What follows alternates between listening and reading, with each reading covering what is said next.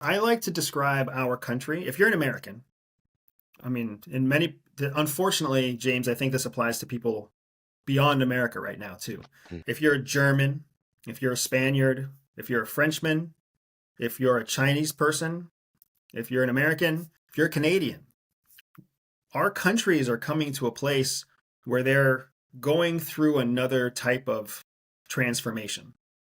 In the United States, I like to call it our adolescence. Do you remember middle school?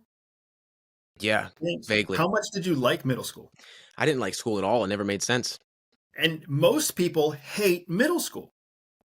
When you're a boy in middle school, things get hard that never got hard before, Hmm. right? And all of a sudden you can't wear sweatpants to school because you got a boner when you walk around half the time. When you're a girl, you hate middle school because you start bleeding in places you never bled before. And people start looking at your breasts that never grew before. Like, middle school sucks for everybody.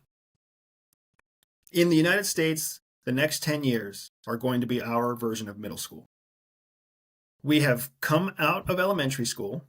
We are now getting to a place where we're really experimenting and really exploring what freedom of information, freedom of access to information, and freedom as a democracy all come together. Because we've never had this much freedom available to us before, right? Now, everybody can vote, everybody has equal access to information, and information is easy to access. So this is going to be a very tumultuous time where people are trying to figure out what's real, figure out what isn't real, figure out what they believe in, what they don't believe in, and everyone's going to be trying to convince you of something else.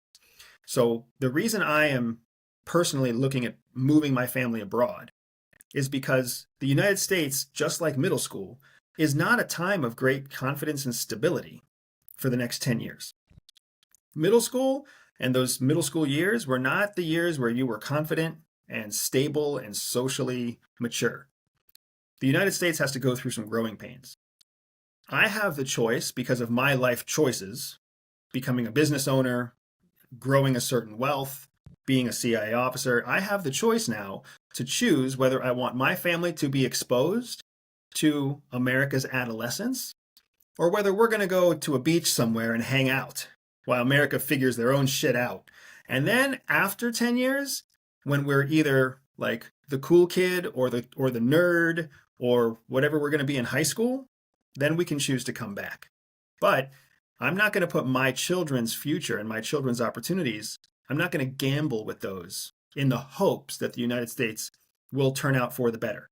Instead, I'd rather take my kids somewhere that there's more stability, more predictability, where their opportunities are more controllable. Because here in the United States, it's difficult for anybody to anticipate what the next 2 years is going to bring. And think about what that means for the opportunities that you have ahead of you here.